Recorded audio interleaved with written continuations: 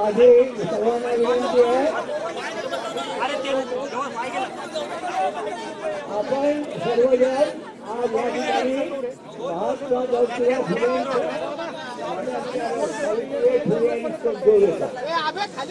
मनात मला सांगायचं हे आंदोलन इथे का सुरू केलं तर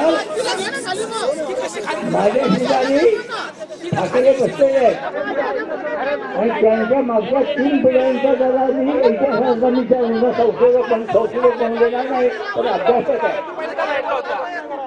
आज या ठिकाणी बसण्याचं कारण तुमच्यापैकी सर्वांना माहीत असेल तर सांगतो की या माणसाने महात्मा ज्योतिराव फुलेंनी जे सर्व वाङ्मय निर्माण केलं त्यामध्ये एक अतिशय महत्वाचा भाग आहे, त्यांनी सत्यमेव जयते या शीर्षकाखाली एक काढली। आज भारतीय संविधानाचं ब्रीदवाक्य कोणतं आहे? सत्यमेव जयते।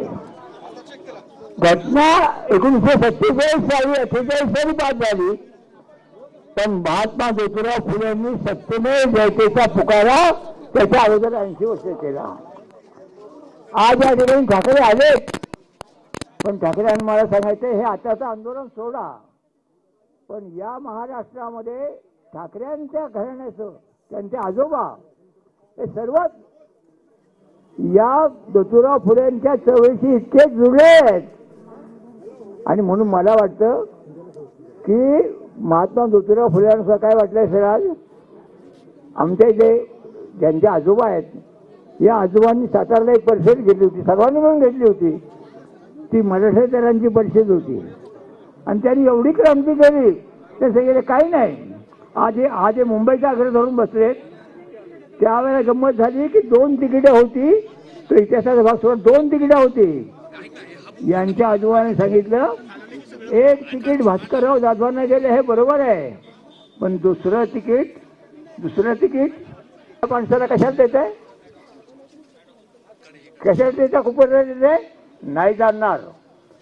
बाबासाहेब आंबेडकर त्यांचे आजोबा सगळे, अण्णासाहेब लठ्ठे सगळे, बाबासाहेब सगळे जमले आणि दुसरा जो कॅन्डिडेट दिला होता दाढी त्याला पाडला। हे तुम्हाला मला सांगायचं। आज हे मागणी करतायत, त्यावेळेला त्यांनी काय सांगितलं, आम्ही काही स्वतंत्र आंदोलन आहोत का?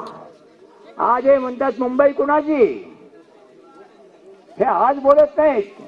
या मुंबई बद्दलचा इतिहास आणि महाराष्ट्राबद्दलचा इतिहास जो इतिहास त्यात ठाकरेंनी केलेली जे गोष्टी आहेत, हिंदुत्व सर्व वर्षावर बोलणं झालंय।